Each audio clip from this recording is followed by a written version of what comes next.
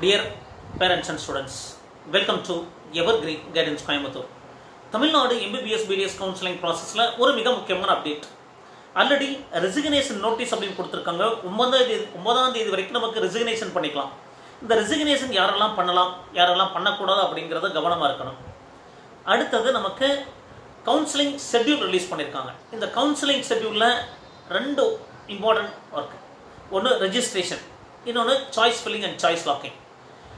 Round 3 counselling ஷெட்யூலில் registration அப்படிங்கிறது 6ஆம் தேதியிலிருந்து 6, 7, 8, 9 4 நாட்கள் இருக்குது.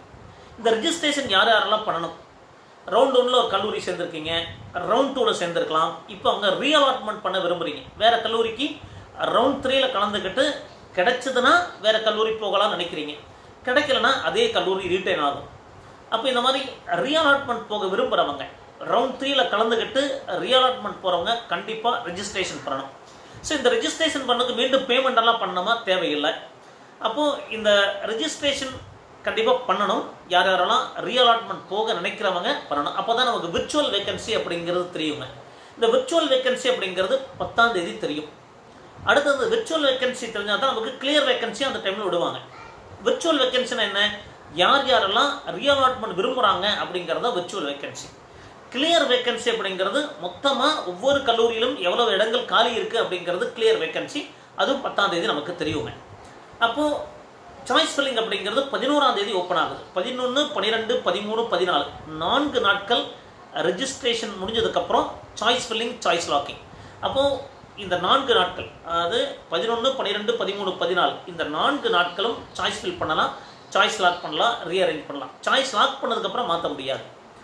அப்போது ப்ராசஸிங் ஆஃப் அலாட்மெண்ட் அப்படிங்கிறது 15ஆம் தேதி நடக்குது. ரிசல்ட் அப்படிங்கிறது 16ஆம் தேதி இருக்குது. ஸோ ரிசல்ட்லேருந்து 7 நாட்கள் நமக்கு டைம் இருக்குது ஜாயின் பண்ணுறதுக்கு. 16, 17, 18, 19, 20, 21, 22 7 நாட்கள் நமக்கு ஆர்டர் டவுன்லோட் பண்ணி ஜாயின் பண்ணுறதுக்கான டைம் கொடுத்துருக்காங்க. ரவுண்ட் 3ல் 7 நாட்கள் இருக்குது நம்ம கல்லூரியில் ஜாயின் பண்ணுறதுக்கு. இப்போ ரவுண்ட் 3ல் நீங்கள் ரொம்ப கவனமாக சாய்ஸ் ஃபில் பண்ணணும். இப்போது ஒரு கல்லூரி அலாட் ஆயிடுச்சு. ஸோ அந்த கல்லூரியில் நீங்கள் கண்டிப்பாக சேரணும். சேரலை அப்படின்னா என்ன ஆகும்னா ஃபர்தராக ஸ்டே ரவுண்ட்லேயும் ஸ்பெஷல் ஸ்டே ரவுண்ட்லேயும் கலந்துக்க முடியாது. இப்போ ரவுண்ட் 3ல் கல்லூரி அலாட் ஆயிடுச்சுன்னா தமிழ்நாட்டை பொறுத்தவரைக்கும் கண்டிப்பாக சேர்ந்துடணும். ஒருவேளை நீங்கள் சேராமல் விட்டீங்கன்னா ஃபர்தராக ரவுண்ட் 4 அப்படிங்கிற ஸ்பெஷல் ஸ்டே ரவுண்டும் அதாவது 4வது ரவுண்டு 5வது ரவுண்டு நடக்கும். இதில் நீங்கள் கலந்துக்க முடியாது. அப்போ கவனமாக ஃபீல் பண்ணணும். அப்போது இந்த ரிசைக்னேஷன் யார் பண்ணலாம் அப்படின்னா, இப்போ ரவுண்ட் 1ல் கல்லூரி சேர்ந்துருப்பீங்க, ரவுண்ட் 2ல் ஒரு கல்லூரி சேர்ந்துருப்பீங்க. எனக்கு அந்த கல்லூரி பிடிக்கலை. ஒருவேளை ரவுண்ட் 3ல் கலந்துக்கிட்டதுக்கப்புறம் அதே கல்லூரி ரீட்டைன் ஆகிடுச்சுன்னா படிக்க விருப்பம் இல்லை அப்படின்னு நினைக்கிறவங்க ரிசைன் பண்ணலாம். அது ரீஅலாட்மெண்ட் போகிற நினைக்கிறவங்க இல்லைங்க. ரவுண்ட் 3ல் ஒரு கல்லூரியிலேருந்து இன்னொரு கல்லூரிக்கு போக நினைக்கிறவங்க ரிசைன் பண்ணக்கூடாது. எனக்கு அந்த கல்லூரியே வேண்டாம், ஒரு கல்லூரி அலாட் ஆகிருக்கு, எனக்கு அந்த கல்லூரியில் பிடிக்க விரும்பலை அப்படின்னா நீங்கள் அந்த ரெசிக்னேஷன் டேட்டுக்குள்ளே ரிசைன் பண்ணிவிட்டு நீங்கள் அந்த செக்யூரிட்டி டெபாசிட் உங்களுக்கு ஃபோர்ஃபிட் ஆகாது, டியூஷன் ஃபீஸும் ஃபோர்ஃபிட் ஆகாது. அந்த டேட்டுக்கு அப்புறம் நீங்கள் ரிசைன் பண்ண நினைக்கிறீங்க, திருப்பி ரவுண்ட் 3ல் அதே கல்லூரி அலாட் ஆயிடுச்சு, ரீட்டைன் ஆயிடுச்சுன்னு வைங்க, எனக்கு அந்த கல்லூரியில் படிக்க விரும்பலை, நான் ரிசைன் பண்ணிக்கிறேன்னு சொன்னீங்கன்னா ரெசிக்னேஷன் டேட்டுக்கு அப்புறம் 9ஆம் தேதிக்கு அப்புறம் நீங்கள் ரிசைன் பண்ணிங்கன்னா செக்யூரிட்டி டெபாசிட் போயிடும், டியூஷன் ஃபீஸ் கட்டினதும் வராது, தென் டிஸ்கண்டினியூஷன் ஃபீஸும் 10 lakhs பே பண்ணுற மாதிரி இருக்கும். அப்போது ரிசைன் பண்ணுற நினைக்கிறவங்க, ரெசிக்னேஷன் அப்படிங்கிறது ரொம்ப எனக்கு பிடிக்கல அப்படிங்கிற கண்டிஷனில் இருக்கிறவங்க ரிசைன் பண்ணலாம். கவனமாக செய்யுங்க. ரீஅலாட்மெண்ட் போகிறவங்க ரெசிக்னேஷன் பண்ண வேண்டியதில்லை. இன்னொரு கல்லூரி கிடைச்சதுக்கப்புறம் தான் அந்த கல்லூரியில் காட்டி எனக்கு வேறு கல்லூரி கிடைச்சதுன்னு சொல்லி மாற போகிறீங்க. ஸோ அது வந்து ரீஅலாட்மெண்ட். ஸோ அதே நேரத்தில் பார்த்தீங்கன்னா நமக்கு இது வரைக்கும் எந்த கல்லூரியும் அலாட் ஆகலை சார், அவங்க ரெஜிஸ்ட்ரேஷன் பண்ணணுமா அப்படின்னா as per the counselling schedule படி ரெஜிஸ்ட்ரேஷன் பண்ண வேண்டியதில்லைன்னு போட்டிருக்கு. பட் நீங்கள் ரெஜிஸ்ட்ரேஷன் பண்ணிக்கலாம். உள்ளே போய் ஜஸ்ட் ஒரு கிளிக் பண்ணால் போதும். கவுன்சிலில் கலந்துக்க விருப்பமா, எஸ் அதை கொடுத்தீங்கன்னா ஆட்டோமேட்டிக்காக ரெஜிஸ்டர் ஆயிடும். ஸோ நீங்கள் 3rd ரவுண்டில் ரெஜிஸ்ட்ரேஷன் பண்ணுறதுக்கு புதுசாக ஃபீஸ் கட்டணுமா? தேவையில்லை. ரெஜிஸ்ட்ரேஷன் ஃபீஸ் ஆல்ரெடி நீங்கள் பே பண்ணியிருப்பீங்க, அதுவே போதுமானது.